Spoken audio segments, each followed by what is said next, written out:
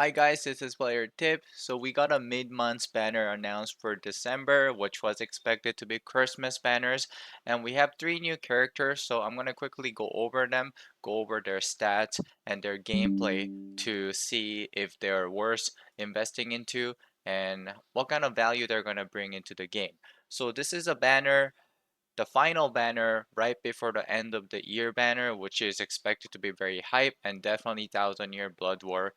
There's Bankai Live Bankai Live schedule for December 24th on Christmas Eve, and that's gonna be in 11 days. So we're definitely gonna get some hype news by then. So I'm already gonna say you shouldn't summon on this banner.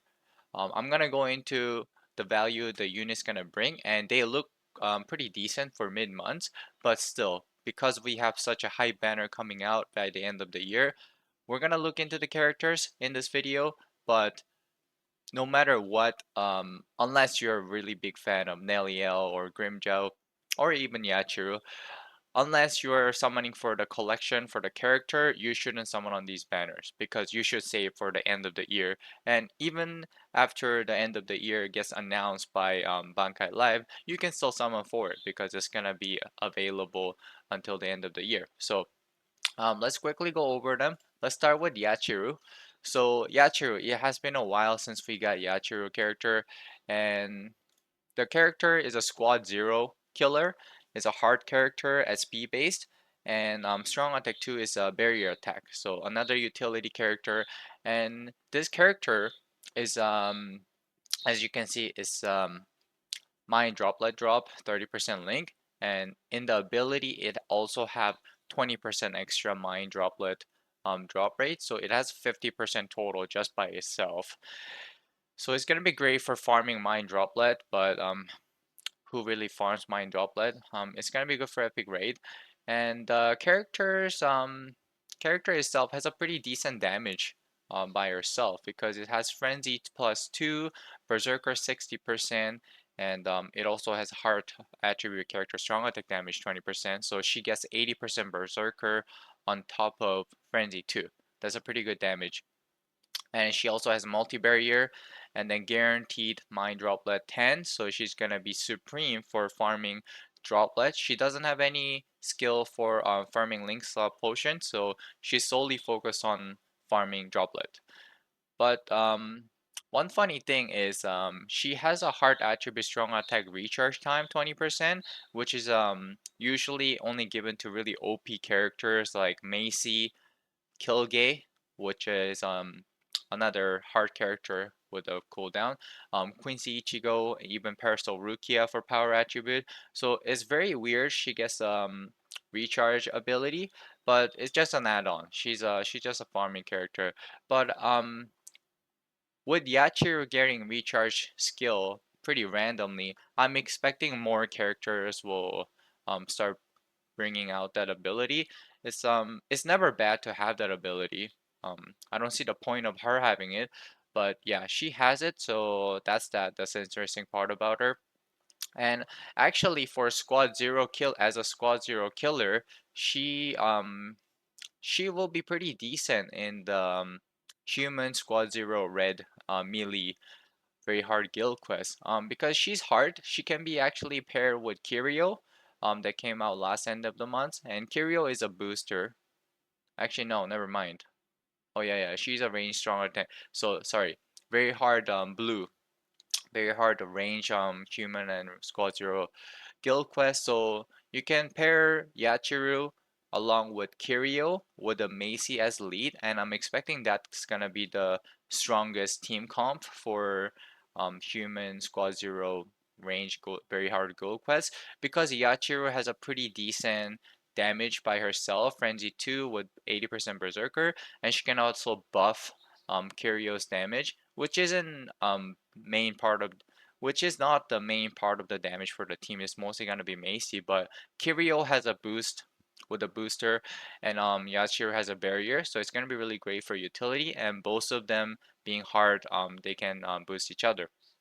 So yeah, Yachiro is a little bit funny with the recharge, but she's a great farming character, and the damage itself is pretty decent.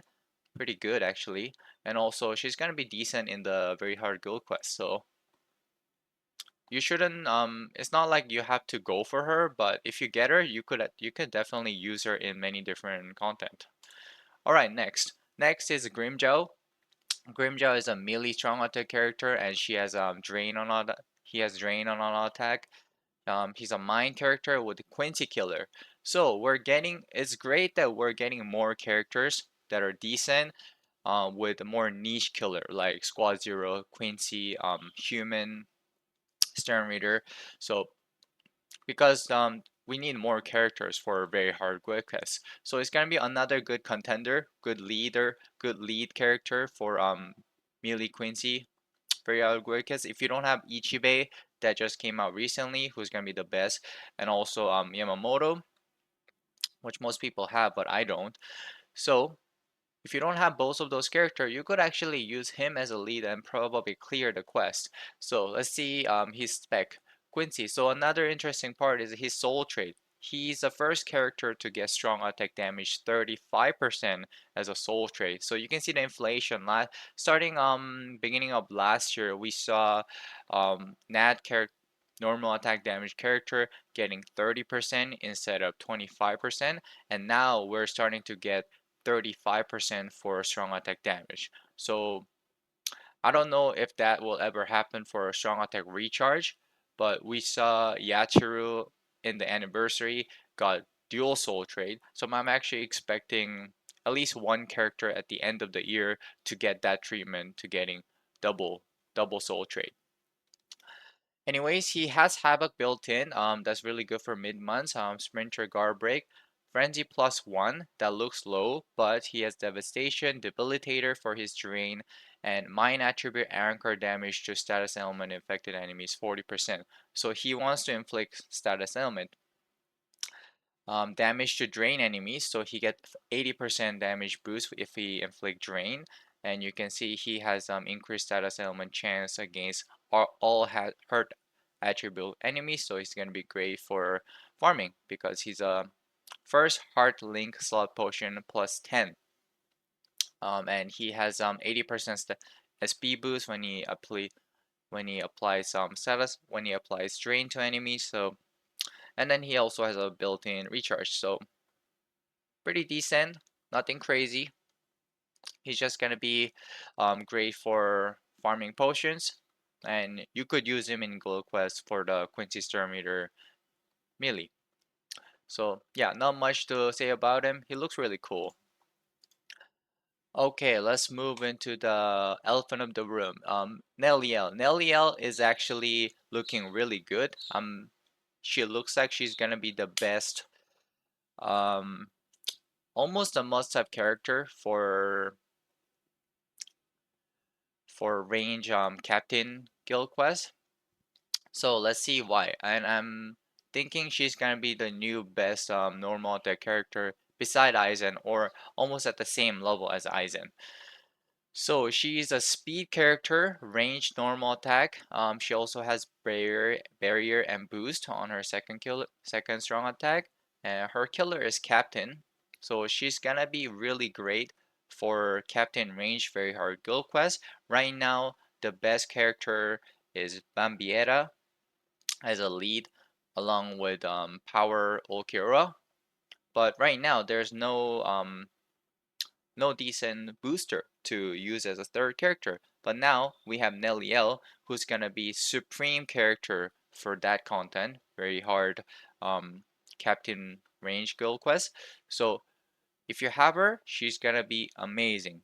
Paired with Bambiera and Power Ulquiorra. And let me tell you why. She has normal attack damage 30%. That's best soul trait to have for normal attack character. She is a gauge character. So when the gauge activates, she gets additional flurry 1. Innate skill sprinter sharpshooter. So she doesn't care about guards. And she could do some damage even if you take it to melee guild quest. Poise built in, that's actually very good. Having poise compared to not having poise as a normal attack character makes a huge difference even for range attack characters. So she has a flurry by herself, Flurry 1 without gauge. Enhancer, so she's gonna be the great booster character. She also has boost 2, so she has a boosted boost. Strong attack recharge time 12%. So that's great. She's a normal attack character, but she has a built-in recharge time, so you could actually build her with recharge time links, and she's gonna have boost 100% of time. Multi-barrier, that's really good for survivability of the team. Only drawback, it's not a bad thing, but she could have been better in this way is that she has a complete status immunity. If that was share complete status immunity, that would have been so good for her because Maid Orihime became a supreme, the best support in the game since the very hard guild quest came out because she has a boosted boost, she has multi-barrier skill, and she also have share status immunity. Right now, Neliel has everything except complete status immunity. I think Caleb didn't give Neliel share complete status immunity because Neliel by herself is a great damage dealer with the gauge and all the damage boost she gets for a normal attack. But Maid Orihime is a supreme support, but her damage is almost non-existent. So I think Neliel and Maid Orihime both gonna be top tier support character, booster character you can bring, but in a slightly different useful way. Mori Orihime is gonna be better for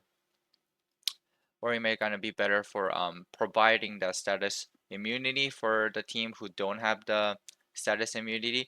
But actually, you could say Neliel could be better because a lot of Guild Quest design characters have status immunity, at least for that specific very hard Guild Quest, like Captain one. There's I think it's paralysis, and characters designed to be played in that content usually have at least that one status immunity. So you usually don't need share status immunity buff you get from the booster. So if the other character is already immune to that status you're playing in the very hard guild quest, then Neliel is gonna be better than Married or Hime because Neliel also have gauge rampage, which is great for activating gauge faster, and she also has start gauge 70%. So compared to Aizen, who needs at least until reaching wave 4 or even wave 5 to activate his gauge, Neliel is gonna activate her gauge really fast, probably in wave 2 or 3, and then she'll be able to use her boost skill again and get a huge damage boost for her normal attacks, which is going to be the great addition to overall faster clear time. Alright, so let's quickly watch the gameplay and we'll wrap the video. I didn't expect these videos gonna get so long. Alright, Yachiru looking cute. We already went over the stats, so let's just quickly look at her skills. Alright, normal attack, so she's range. Looks very festive, looks very, the effect looks very festive and cute.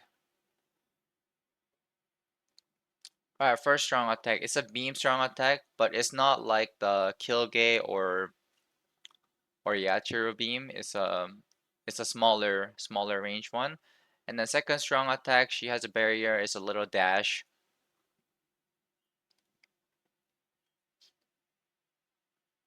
And then third one, full screen. Right, simple. Right, Grimjo.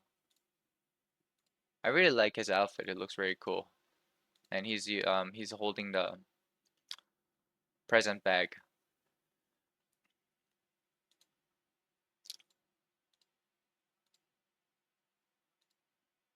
Okay, normal attack, pretty simple.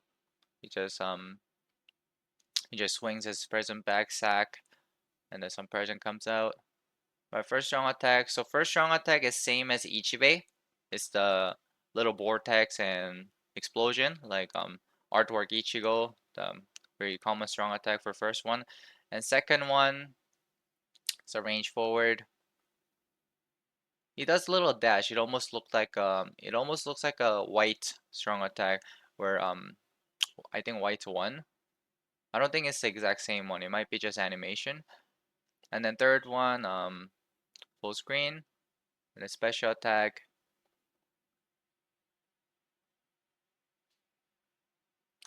Alright, there you go. All inflict strain. Alright, Nelly L.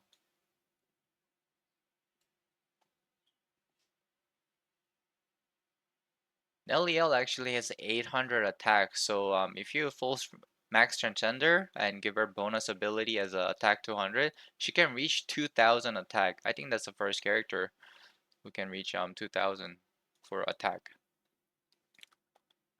Okay, yeah, you can see she has a gauge.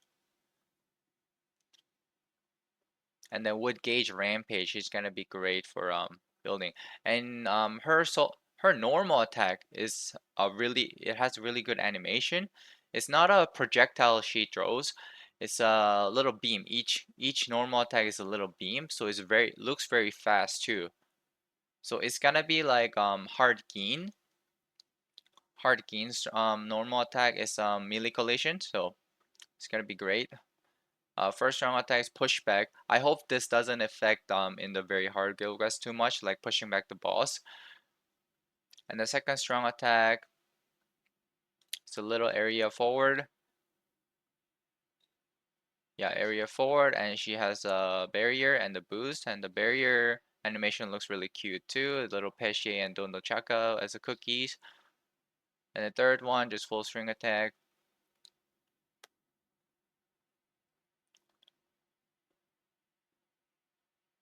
Full screen, and then special.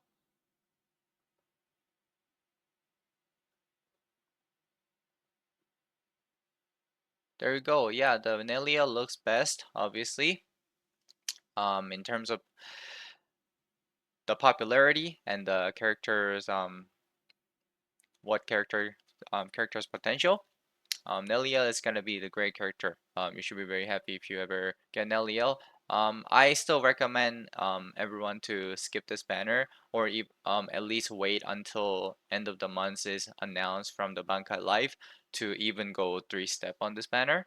But if you ever get this character in the future, when usually seasonals become really common after like 6 months, they become filler for other banners, or you can get from free summon like anniversary. So these all characters gonna be pretty good to have, especially in LEL. If you have difficulty clearing very hard Captain Guild quests, then LEL you could actually aim for her, and then she will help you clear the guild quest very well. I think she could even solo the range captain guild quest. I don't know 1 out of 5, maybe 2 out of 5 can clear. We'll see. Some other people will be able to test that, and then we'll see her real potential. But that was it for today, guys. Quick, not so quick. It's already over 18 minutes for this video, but yeah, another mid-month banner review. I will come back in the next video, and thank you guys, and have a good day.